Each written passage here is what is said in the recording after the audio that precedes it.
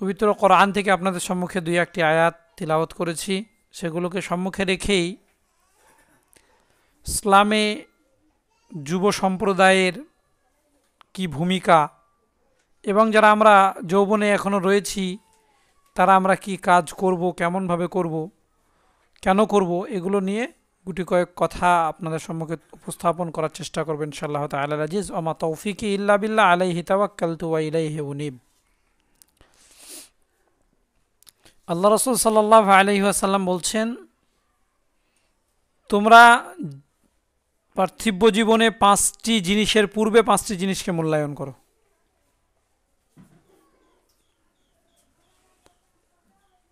5টা জিনিসের পূর্বে 5টা জিনিসকে রাসূল সাল্লাল্লাহু আলাইহি ওয়াসাল্লাম মূল্যায়ন করতে বলেছেন। 5টা জিনিস যেটা আমাদের সামনে আগত, আসবেই, তার পূর্বে যে জিনিসটা আমাদের কাছে এসেছে, এই 5টা জিনিসের মূল্যায়ন করা। রাসূল সাল্লাল্লাহু আলাইহি ওয়াসাল্লাম বলছেন তার 1 নম্বর হচ্ছে তোমার যৌবনকাল। তোমার যৌবনকালকে মূল্যায়ন করতে হবে বার্ধক্য আসার পূর্বেই। যৌবনকাল এটা একটা মানব জাতির শ্রেষ্ঠ জীবনের সময় বলা যেতে পারে। মানব জাতির জন্য শারীরিক যে ক্ষমতা, যে কোনো জায়গায় নিজেকে সফল বানানোর একটা প্ল্যাটফর্ম, সেই যৌবন কালটাকে রাসূল সাল্লাল্লাহু আলাইহি সাল্লাম মূল্যায়ন করতে বলেছেন বার্ধক্য আসার পূর্বে। রাসূল সাল্লাল্লাহু আলাইহি সাল্লাম বলছেন, তোমরা সচ্ছলতা অর্থাৎ অর্থকে কি করো, মূল্যায়ন করো দারিদ্রতা আসার পূর্বে।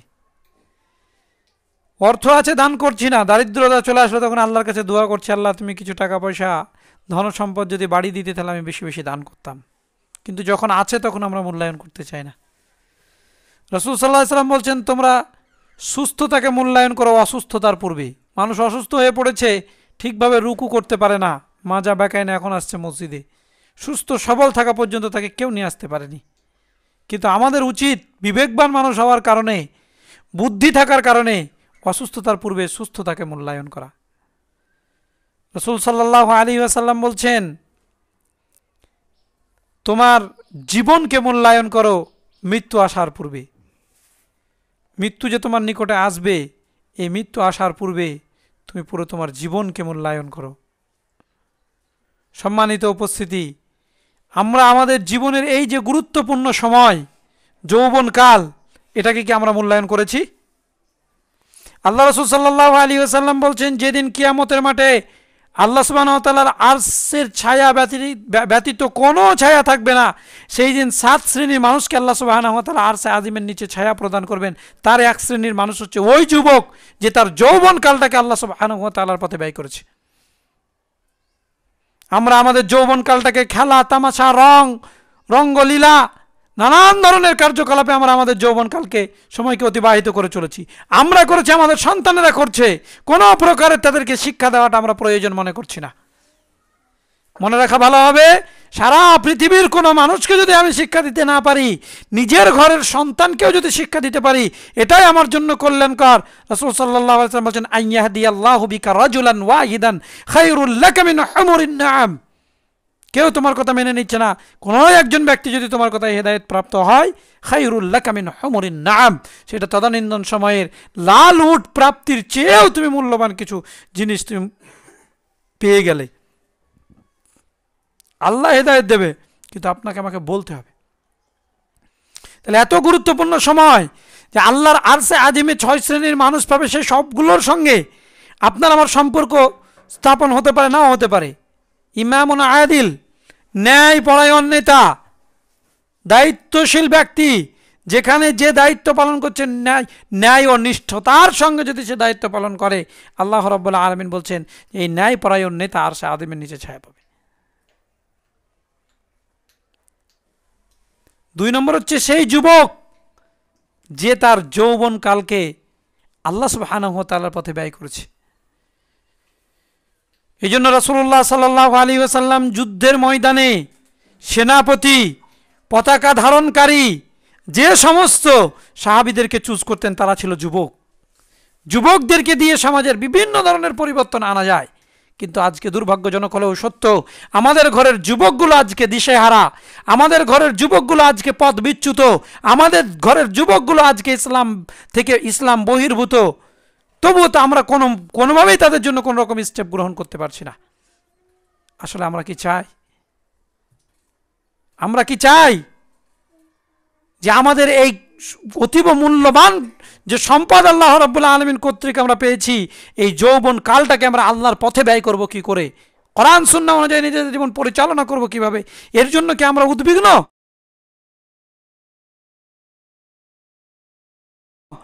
এটা কি আমরা চাই যে হ্যাঁ আমাদের দ্বারা এটা পরিচালিত হোক, আমাদের সমাজের যুবকগুলো কোরআন এবং সুন্নাহ দ্বারা পরিচালিত হোক?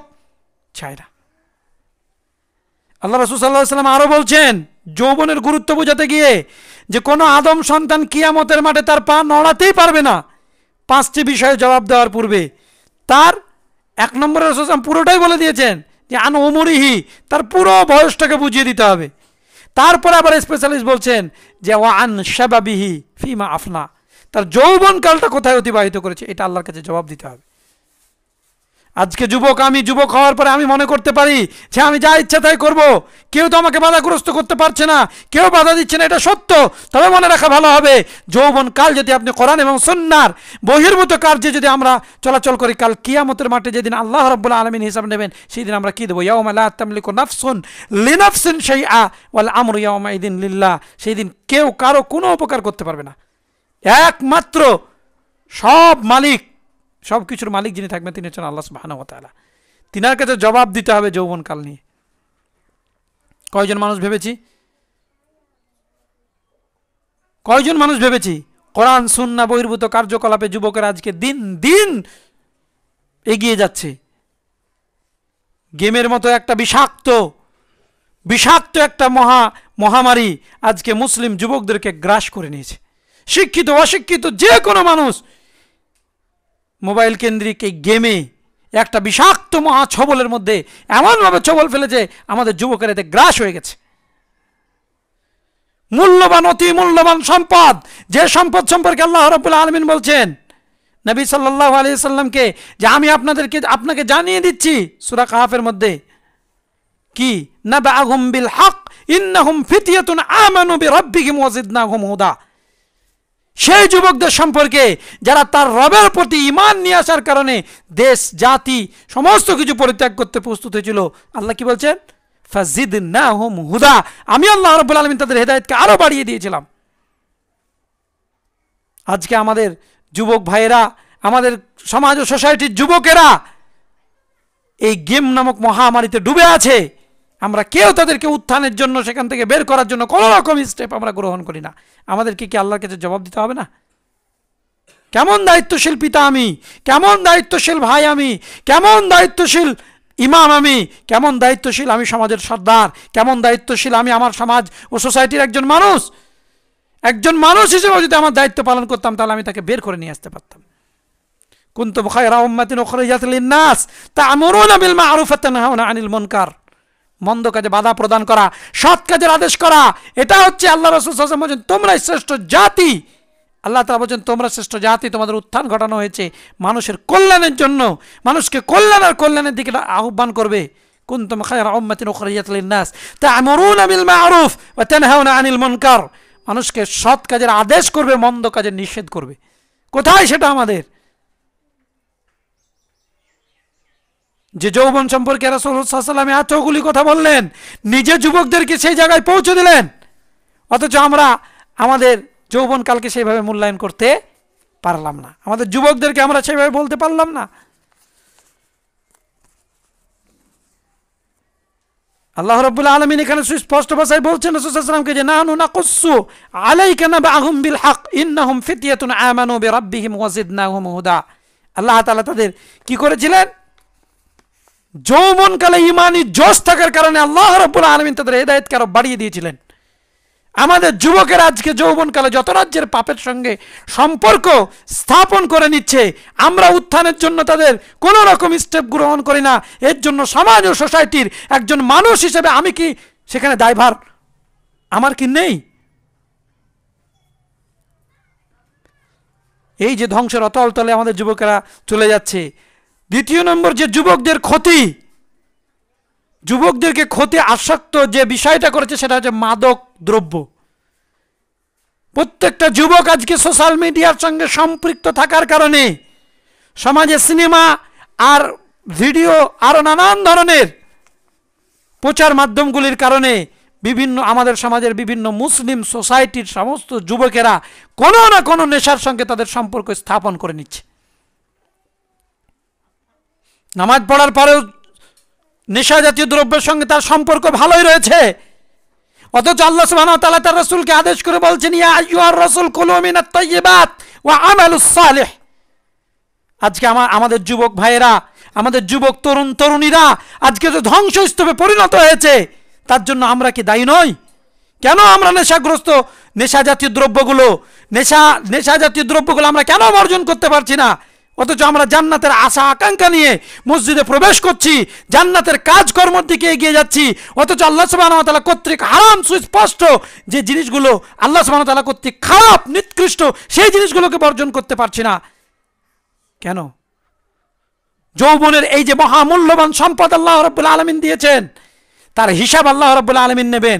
হিসাবে উত্তীর্ণ হওয়ার পূর্বে আপনার পায়ে ফেলা সম্ভব নয় কাল কিয়ামতের মাঠে। সেই যুবকেরা এইভাবে ধ্বংসস্তূপে পরিণত হচ্ছে, ধ্বংসের মধ্যে অতল তলে তলিয়ে যাচ্ছে। আমরা সেদিকে কোনো রকম ভ্রুক্ষেপ আমরা করছি না। আল্লাহ রাব্বুল আলামিন যুবক বয়সের আরো যে জোশ কাজ করার দিন ইসলামের, একথা আল্লাহ রাব্বুল আলামিন তুলে ধরেছেন সূরা আল আম্বিয়ার মধ্যে। আল্লাহ রাব্বুল আলামিন বলছেন, ক্বালু সামি'না ফি ইয়াযকুরু ইয়াকুলু লাহু ইব্রাহিম। যখন তারা তাদের মূর্তি ভাঙা, কে ভেঙেছে নিয়ে যখন তারা আলোকপাত করতে লাগলো, তখন একজন বলল কি, যে আমাদের মাঝে একজন যুবক আছে, হতে পারে এটা তারই কাজ, তার নাম হচ্ছে কি ইব্রাহিম। আজকেও পৃথিবীতে যাবতীয় শিরক এবং বিদআত থেকে উৎখাত করার জন্য সর্বোত্তম ভূমিকা যারা পালন করতে পারে তারা হচ্ছে যুবক। আজকে যুবকেরা ঘুমিয়ে আছে, এই ঘুমন্ত বিবেকগুলোকে আমরাও জাগাতে পারলাম না। কোথায় সেই যুবক যারা ইসলামের জন্য কাজ করবে? রাসূলুল্লাহ সাল্লাল্লাহু আলাইহি ওয়াসাল্লাম আপনার কাছে মনে হতে পারে বিভিন্ন দায়িত্বে যাদেরকে আমরা রাখবো, দায়িত্বে যারা থাকবে, সে দায়িত্বের মানুষগুলো হতে হবে একটু বয়সে ভারী সম্পন্ন ব্যক্তি, বয়স যাদের বেশি, কিন্তু দায়িত্ব পালনে যাদেরকে অগ্রগামী করতে হবে তারা হবে যুবক। রাসূলুল্লাহ সাল্লাল্লাহু আলাইহি ওয়াসাল্লাম উসামা ইবনে যায়েদ রাদিয়াল্লাহু তাআলা আনহুকে রাসূলুল্লাহ সাল্লাল্লাহু আলাইহি ওয়াসাল্লাম 18 বছর বয়সে যুদ্ধের সেনাপতি করে রাসূল সাল্লাল্লাহু আলাইহি ওয়াসাল্লাম যুদ্ধে প্রেরণ করেছেন। 18 বছর বয়স। আজকে 18 বছরের বয়সের যুবককে আপনার আমার ঘরে বসবাস করার পরেও আমরা মনে করি তারা দুধের শিশু, মাতৃকোলে যেন আজকেও তারা দুধ পান করছে।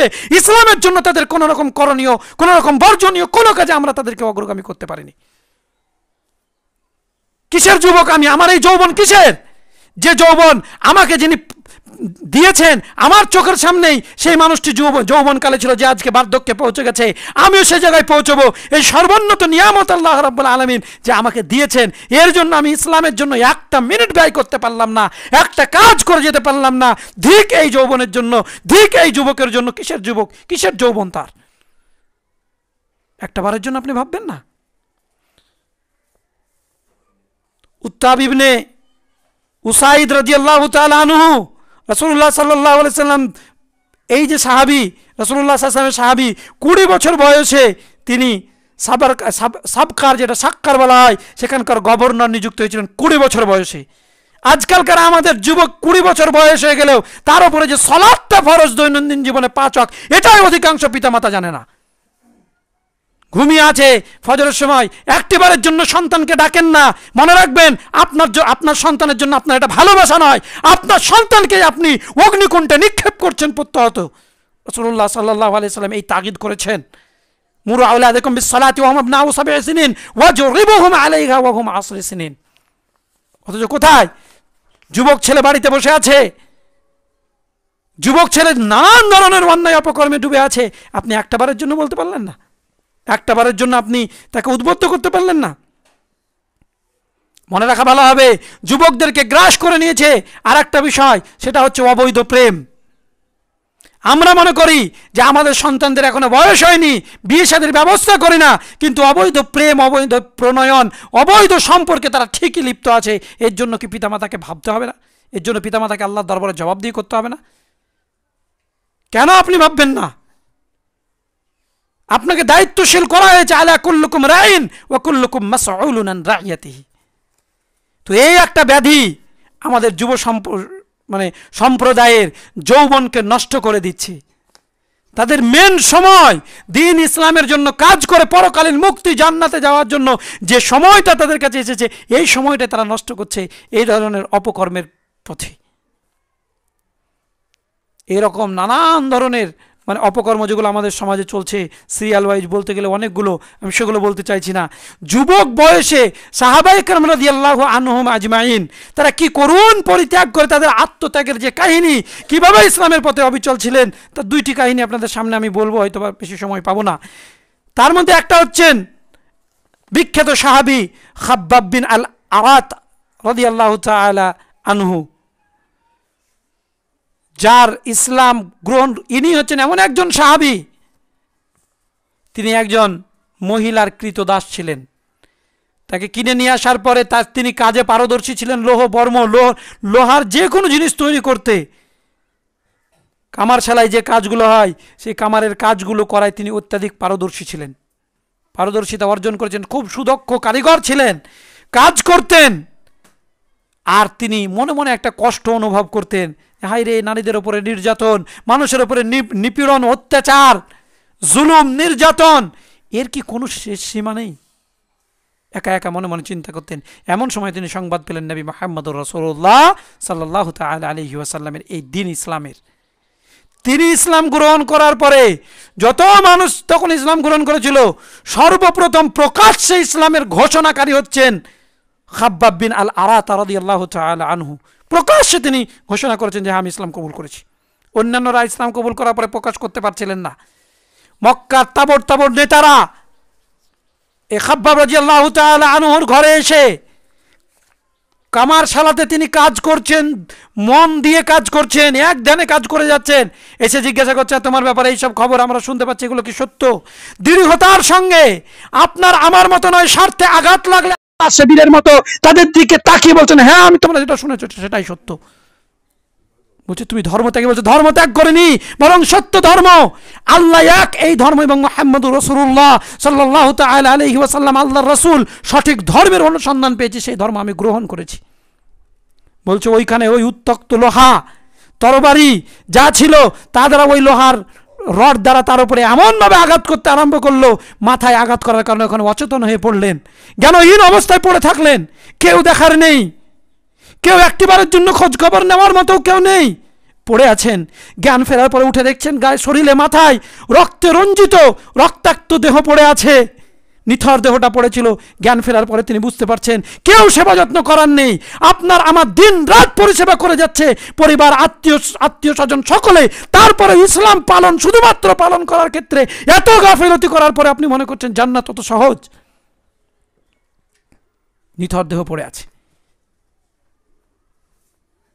একদিন এমনভাবে তার উপরে তাকে অত্যাচার করা হচ্ছে, তার মক্কার মুশরিকরা অত্যাচার করছেন, এমনভাবে পেটানো হচ্ছে।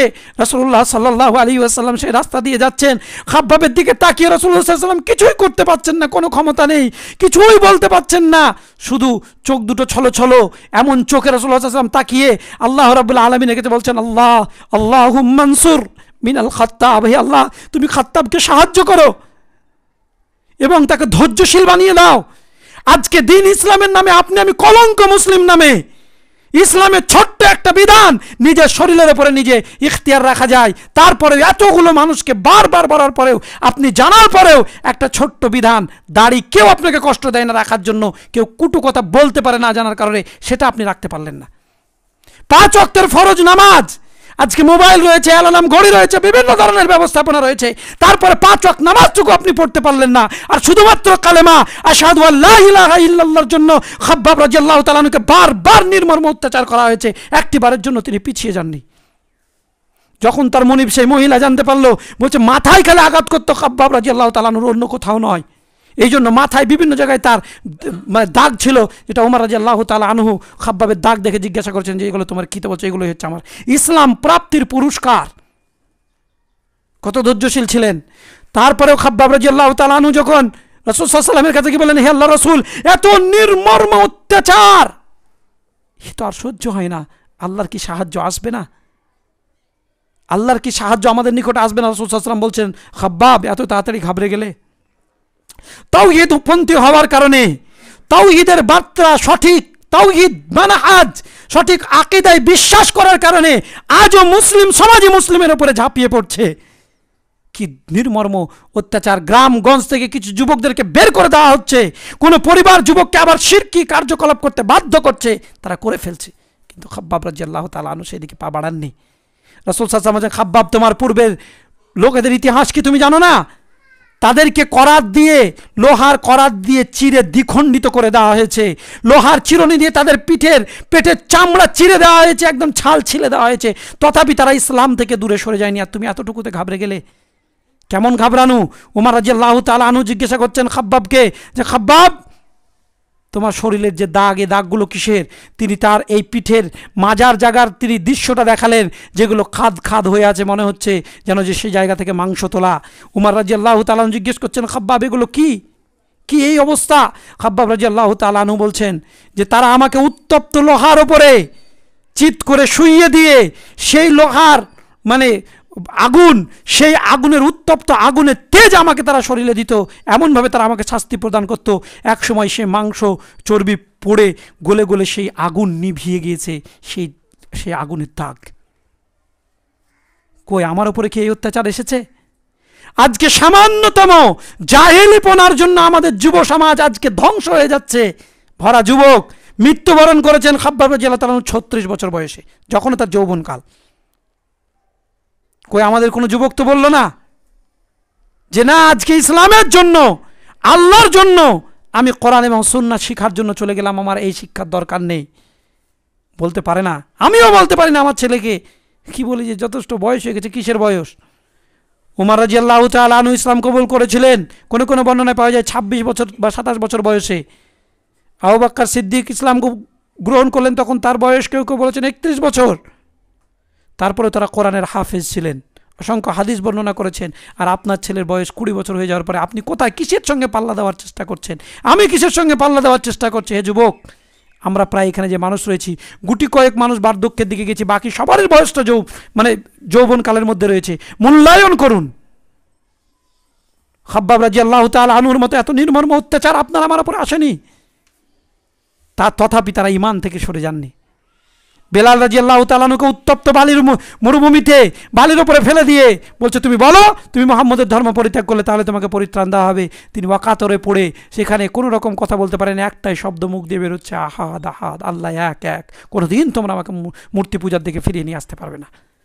আবু বকর সিদ্দিক যাচ্ছিলেন, তখন আবু বকর সিদ্দিক মুশরিক নেতা অত্যাচার করার কারণে তাকে বলছেন, কি ব্যাপার, তুমি তো শুনেছিলাম সব থেকে ধনাঢ্যশীল ব্যক্তি, আজকে তো দেখলাম যে না, তুমি এত ধনাঢ্যশীল ব্যক্তি তো একজন দরিদ্র মানুষ, একজন তোমার চাকর, তার উপরে তুমি নির্মম অত্যাচার কি করে করছো? তোমার পছন্দ না হলে তাকে বিক্রয় করে দাও। সে বুঝলো যে তাই তো। আবু বকরের কথাটা কাজের মতো লেগে গেছিলো। বলছে, তুমি কত টাকা নেবে? এত টাকা। আবু বকর সিদ্দিক রাদিয়াল্লাহু তাআলা আনহু বেলাল রাদিয়াল্লাহু তাআলা ক্রয় করে মুক্ত করে দিলেন। ইসলামের জন্য এগুলো ছিল তাদের ত্যাগ।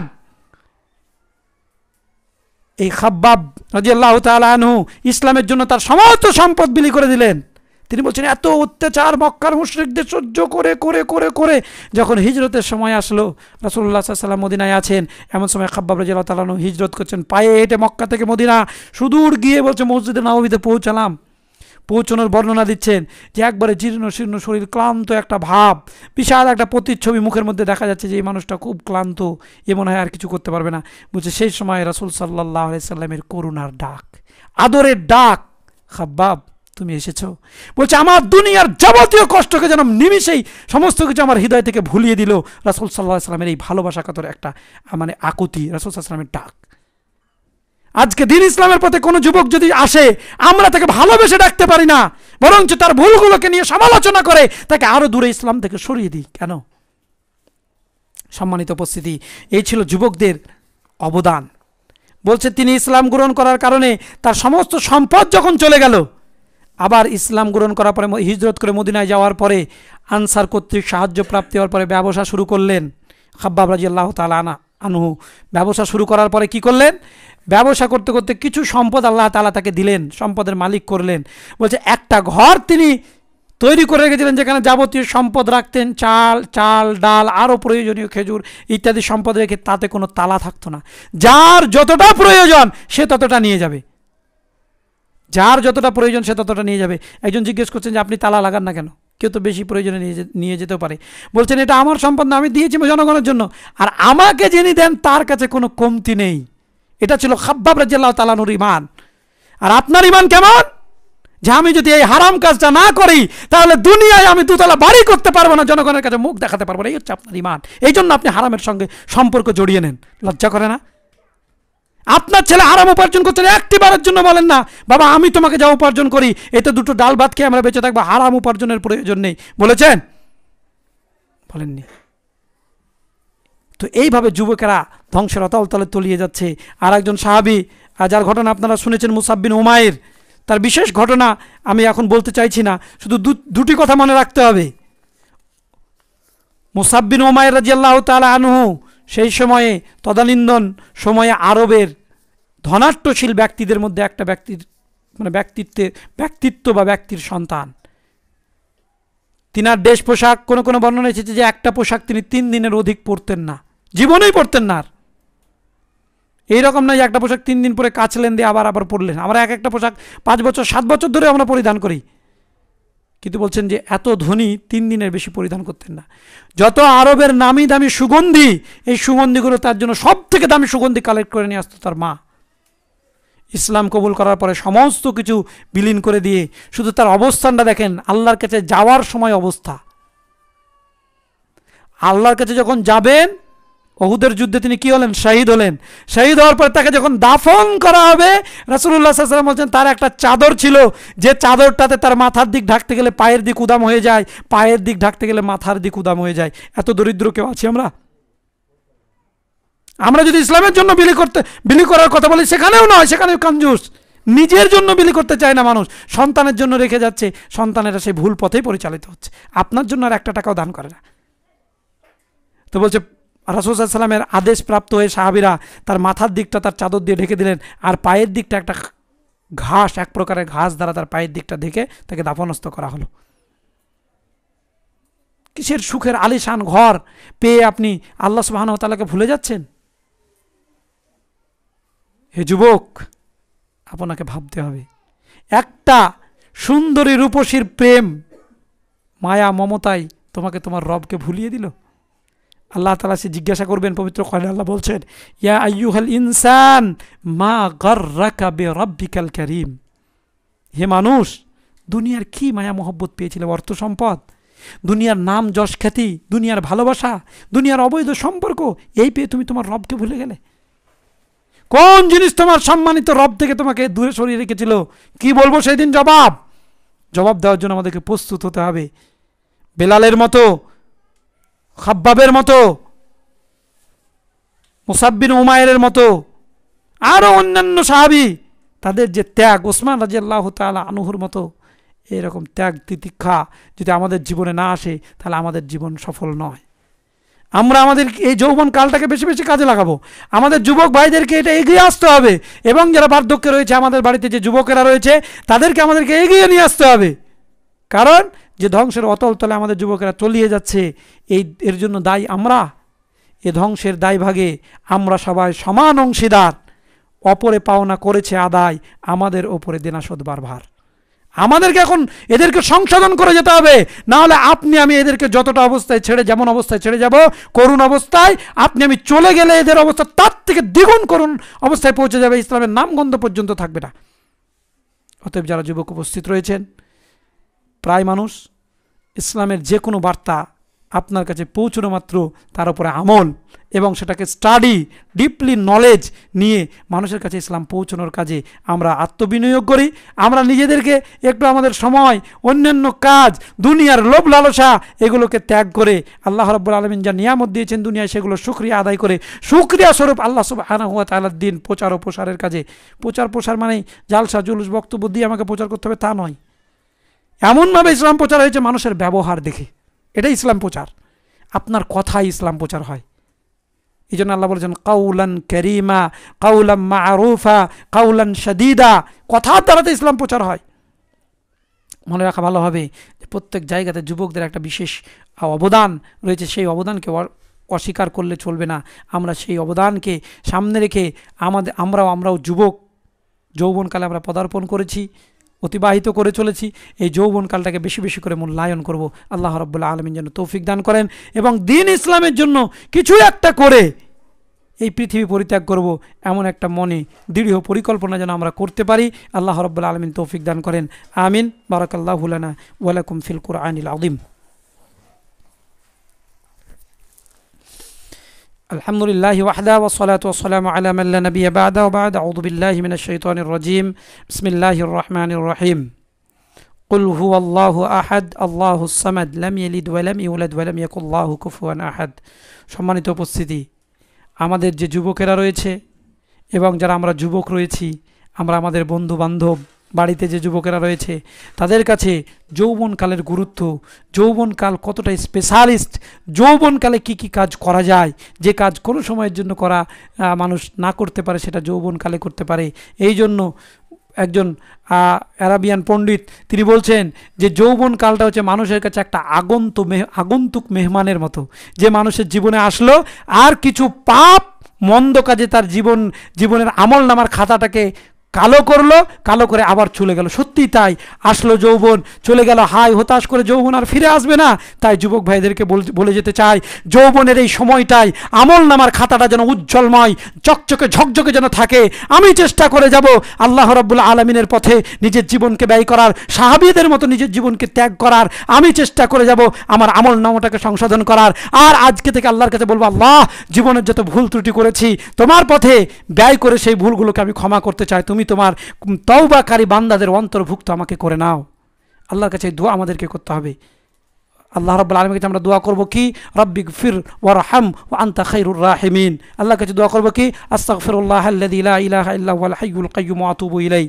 এবং রাতের গহীনে অন্ধকারে নিশীতে যখন সমস্ত মানুষ ঘুমিয়ে আছে, কেউ আমাকে দেখতে পায় না, এমন একটি নিশি পরিবেশে আমি আমার রবের সঙ্গে সাক্ষাতে হাত দুটো উঠিয়ে বলবো, আল্লাহ যৌবনে জানা সত্ত্বেও অজানা সত্ত্বে কত ভুল করেছি, জানা অজানা সত্ত্বে তোমার দ্বীনের কত বিরুদ্ধাচরণ করেছি।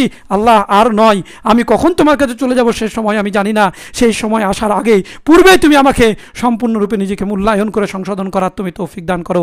আমাদের যারা যুবক ভাই রয়েছে এদের যৌবনের গুরুত্ব বুঝে যৌবনের পাপগুলোকে পরিত্যাগ করে একদম নিষ্পাপের মতো যৌবনটাকে পরিচালনা করা।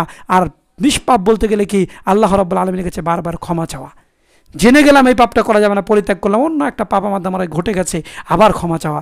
যৌবনকালটাকে ক্ষমা এবং ইসলাম প্রচার ও প্রসারের কাজে আমরা যেন বেশি বেশি ব্যয় করতে পারি। আল্লাহ রাব্বুল আলামিন সেইভাবে তৌফিক দান করেন। আমাদের সালাফগণ এই ইতিহাস রচিত করে গেছেন, সাহাবায়ে কেরামরা আমাদের কাছে রেখে গেছেন, তাবেঈরা রেখে গেছেন, তাবেঈরা রেখে গেছেন, সালফে সালেহিনগণ রেখে গেছেন।